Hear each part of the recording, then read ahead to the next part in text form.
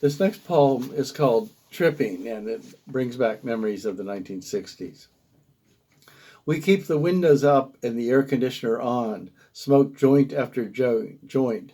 Hours become days. Time slips out of sync as we make our merry way across the Great Plains.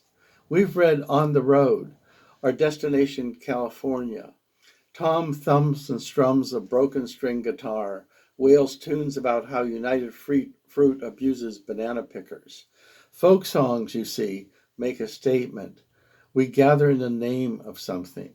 We roll our own, do it in the road, believe that if everyone will light just one little draft card, what a peaceful world this will be. The times are changing. Ours is a ragtag army of activists. Our revolution not waged by proletariat in factories or peasants out in the fields, but students in dormitories. Politics isn't what you argue for, but what you do. The best way to stop a war is not to fight in it. Gutsy is good. If your body isn't on the line, you have no moral stance. We oppose the Vietnam War to avoid dying there. When 4 students at Kent State are killed, protests stop because we fear dying here. What can you expect of troops commanded by Sergeant Pepper?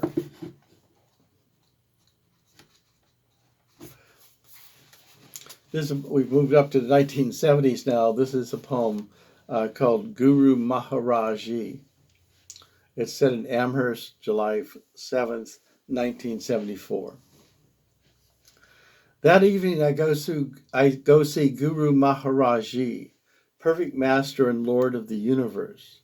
Women in white with white cloths devoutly dust his sacred throne inside a towering plexiglass helmet seemingly designed for gigantic astronauts to walk on the moon.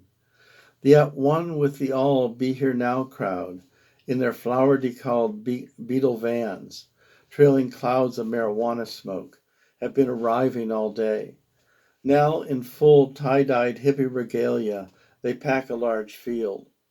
A rock band stokes the scene with ecstatic renditions of Soul Vaccination, Got My Soul Vaccination, and Gonna See My Guru Tonight.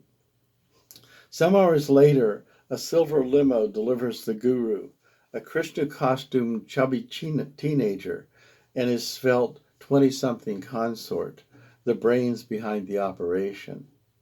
She enthuses about the miraculous powers of Maharaji to bring the world peace. When his time comes, there are no words to say, he says. Everything is beautiful. And his devotees, arms on high, faces aglow to the star-scattered sky, absorb his message like blessed manna.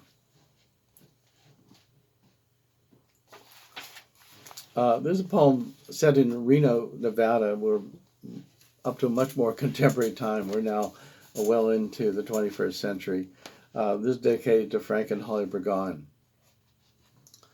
If you're bored by Reno's casinos, those ersatz palaces of glitz, and hunger for sturdy food, Louis Bass Corner is the place.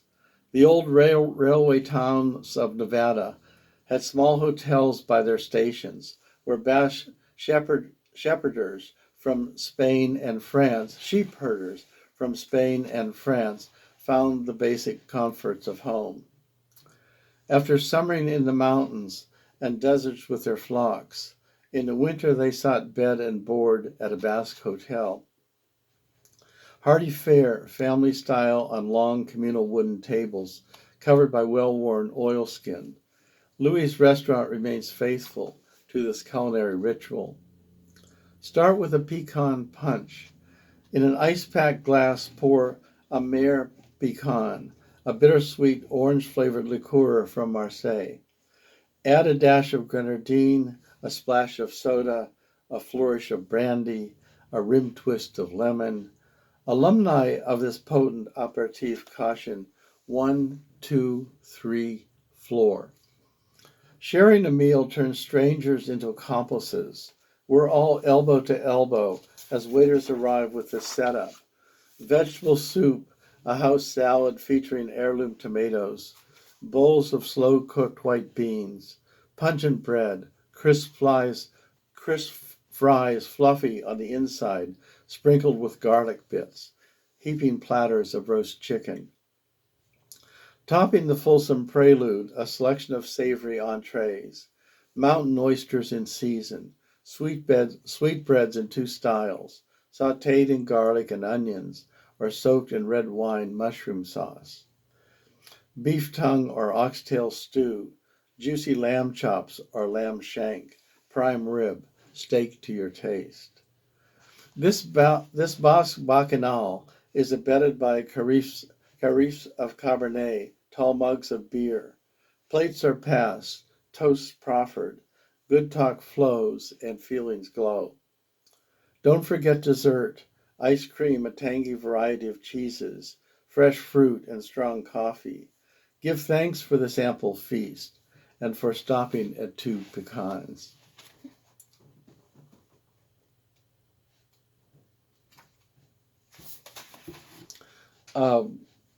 I now live in Maryland, and many of you may have seen the film The Wire, and there's a book that's also was the inspiration of that, called The Corner by David Simon. And this is my poem, based really on both book and the movie The Wire. And it has an epigraph by Randy Newman. Oh, Baltimore, man, it's hard just to live. West Baltimore is not one of Dante's descending circles of hell, just block after block of red brick, flat roof row houses with puny adjacent porches gaping at streets that weave a rectangular maze from which few escape. Every morning, fiends gather at the corner where touts chant brand names, Killer Bee, Lethal Weapon, the Terminator, for a sample taste of the day, and then spread the word, this shit is the bomb, a blast that will last, bring back that first soul-shattering high they crave to ravish themselves again. It's a strictly cash-and-carry business for this coke-crazed pulling capers to make the nut. Copper piping, aluminum siding, steel fittings from construction sites sold to Union Iron and melted down. Or ransacking apartments, lugging off the loot in black hefty bags. Whatever you boost, part of the game. Each corner an open-air bazaar for crews with the best package money can buy, if they can hold their ground. An oasis drawing predator and prey. Vacant-eyed fiends wander in like wildebeests to slack their thirst. Jackals, big cats, vultures primed to feed on the weak and unwary, while snatch artists eye touts slinging vials for a chance to steal their stash.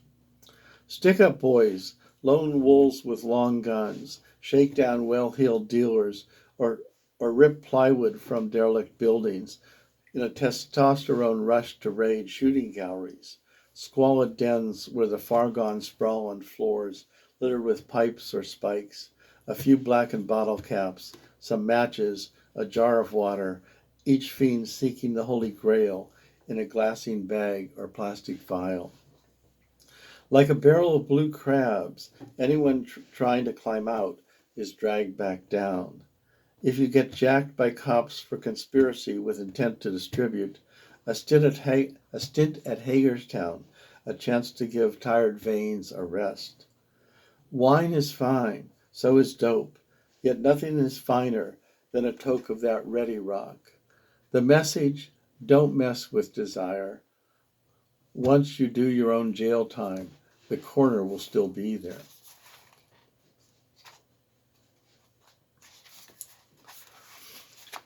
This is actually a true story that I heard from my friend James Nolan. It's called The Christmas Carol War. One Christmas season in the burbs, two houses, alike in status, vie to see who can put up the most outlandish, garish display of decorations. Waterfalls of colored lights, frantically blinking, cascade down from each roof, while in a strident crescendo From each bedecked porch blared dueling versions of Silent Night, and hark the herald angels sing. When lo, under the influence of laced eggnogs, Jack Stockbroker aims a pistol at his neighbor's house across the cul-de-sac, blasting Santa out of his sleigh atop the carport and tumbling reindeer along the driveway. Via shotgun, Phil Pharmacist retaliates, reducing to smithereens Jack's life-size creche and scattering in plastic pieces Mary, Joseph, Magi, and assorted sheep over the grass into the street. The baby Jesus is never found.